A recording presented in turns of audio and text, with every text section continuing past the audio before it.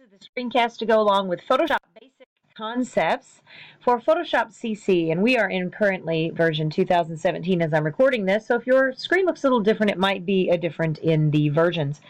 I do want to go through some of these steps in the event that anyone was not here when we covered the concepts, so I'm going to hop right to it very quickly. First off, looking at the Photoshop window, I just want to remind you that we've talked about workspaces. And probably the best workspace for us to begin with is going to be the Essentials workspace.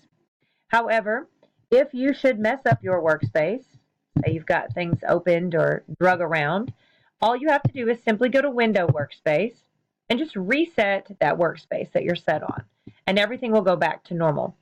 That's highly suggested if you get lost or confused when we're working in class. So the other thing we want to look at is the tabs. When you open up images, they open in tabs in Photoshop, and those tabs have words on them. Notice that this tab says Skinner Sloth PSD. That means this is a Photoshop file saved in PSD format. In the parentheses, it says RGB. That's the color mode of this particular image. This 47% is the current zoom level here of this image. So this image is actually double the size that you see here on the screen. And if I were to press Control and the plus sign a couple of times, here's the actual size of this image. So it's much bigger than it looks like it is. Now I'm pressing Control minus to zoom out. But if we go to this other one, this image, this is at 66% of what it normally is. So here's 100% of this image. This is a much smaller image than this one. And then, of course, I've got another one at 100%. There it is.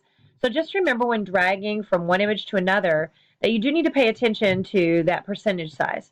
You don't want to drag something over and have to drag it to be bigger because that will decrease the overall quality. So if you do have something and you want to size it down, because occasionally you might want to bring over an image that's way too big, or say I wanted to send this to, say, Walmart or Walgreens to get printed, there would be times where you would need to resize the image. That is done under Image and Image Size. And then you can type in either in pixels or percentage of what it is, or if I'm sending it to have it developed, probably inches.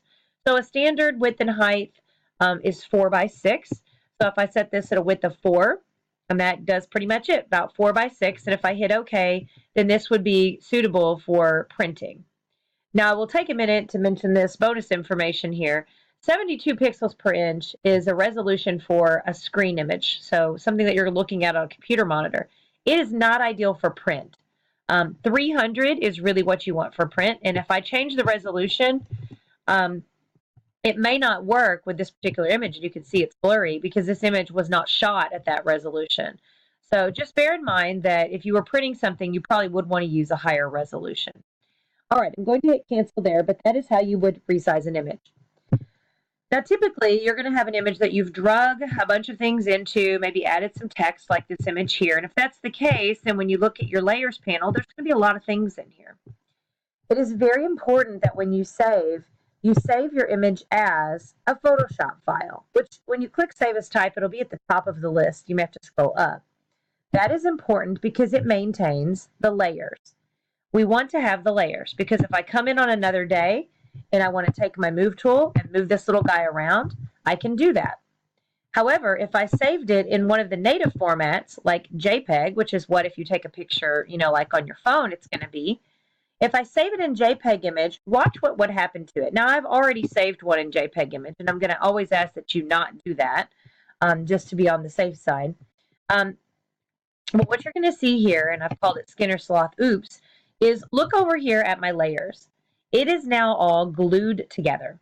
So a JPEG image cannot have multiple layers. So I cannot come in and remove any of these effects or change a misspelled word or move anything around if it's in JPEG. So bear that in mind. So I recommend you never go to File Save As to save in JPEG format. If you are going to put something in JPEG format, which is necessary, if you're going to upload it to the internet or if you're going to go have it printed somewhere, then you would go to Export and Export As.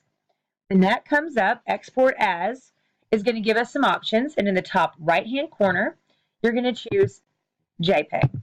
JPEG format is 16 million colors, so it's suitable for printing. You can lower your quality if we're just going to put it online. I usually go around 75% or so. And then when we're posting online, I ask that you at least size your width down to about 1,000 pixels. It'll automatically change your height. That's just a good rule of thumb for printing or for putting it online.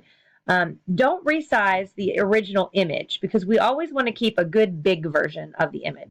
And then you would hit export all, it would come up and it would give the option then to save this as a JPEG image. So export if you want it in JPEG, but when you save as PSD format. All right, the next one here is, and in my packet, this would be number 4 at this point, adding a quick border. One thing that you can't really do easily in Photoshop is add a border around an entire image because you have to increase what is called the canvas size. So our image sits on an invisible canvas, and when I turn the background off, that checkerboard is that invisible canvas, if you will. And since the background is a locked layer, there's not really any way to do anything to it.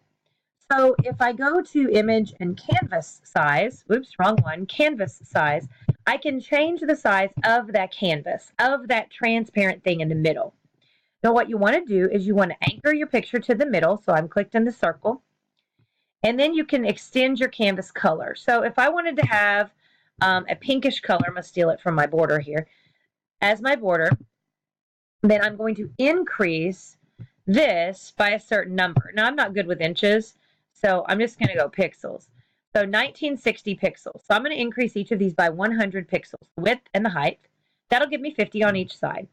So 1960 would become 2060, and 1394 would become 1494. Again, this is set to the middle, and it's going to be this color. And when I hit OK, it adds that border. Now, note this is basically glued to my background, but that's okay because that's what I wanted it to do in this particular case. All right, so that's how you can add a quick border. Now you can also just simply increase your canvas size if you needed more space. Let's pretend I was going to put some words up above this on this picture. Then I could go to image and canvas size.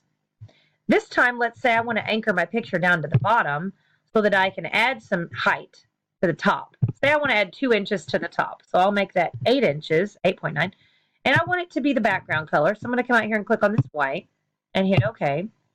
And now I've got it anchored to the bottom, so this won't go anywhere, but it's going to add 2 inches of space to the height. And in this case, of course, I got caught here, I got busted.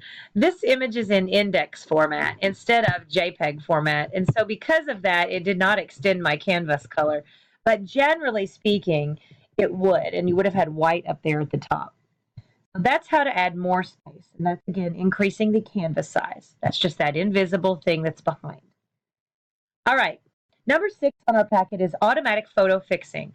In the image menu, you can go to auto, and there's tone, contrast, and color. Tone may change your color a little bit. This one really didn't make much difference. Contrast would do the darks or lights, and color would make a little bit of a change to color. Now, none of those were massive changes to this particular image, but if you have an image that has color cast, like looks kind of gray, sometimes those auto options are helpful. If you don't like a change, you can always click edit and step backwards, or you can back up in your history.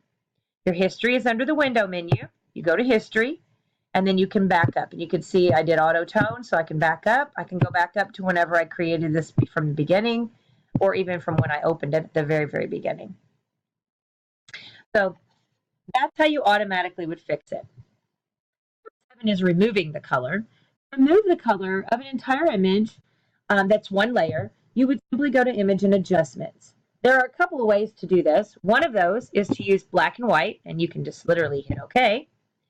I'll undo that. The other way is to use what's called a hue saturation adjustment.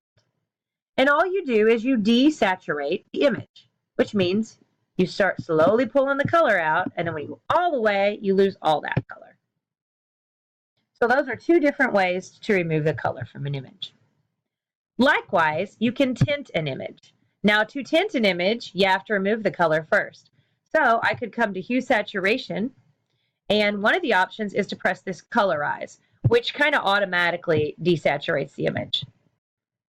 And then now notice that it's all going to be shades of whichever hue I pick, and that will tint the image. Likewise, I can use that black and white again, and under black and white, there's a tint button. And then again, you just choose the hue, which is the color cast there on that, and just drag to whatever you wish. All right, that takes care of number 8. Number 9 is cropping an image. Cropping an image is done using the crop tool. You can press this little icon or press C to access it. In this newest version, it's kind of cool. It actually puts little borders around the edges that you can pull in and pull down and so forth. You just drag a hold of one of those little things, and then you simply press your OK button up here to initialize that. And that's really all there is to cropping an image. Now you can crop specifically into a certain size.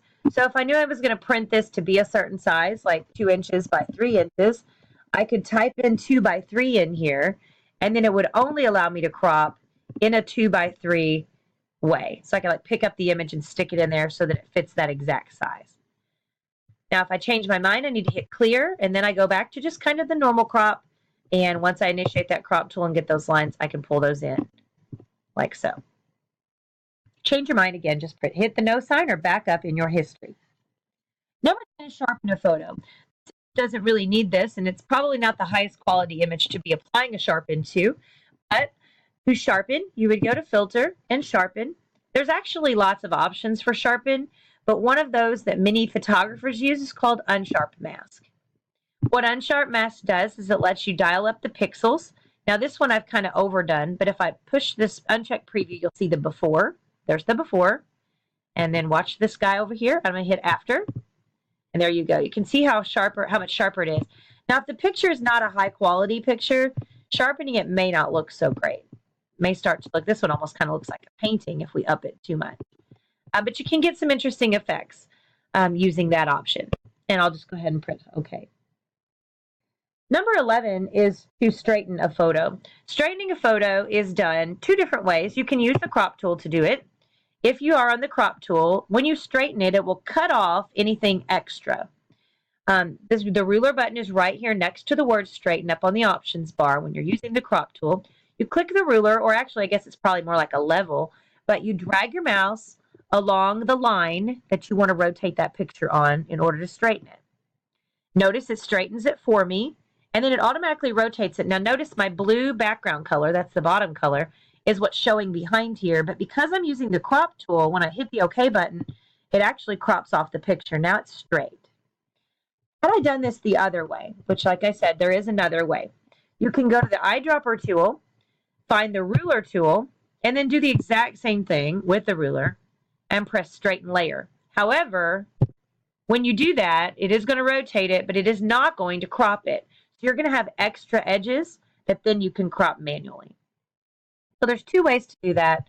Either way is certainly fine. All right, rotating or mirror flipping an image is something that's pretty common.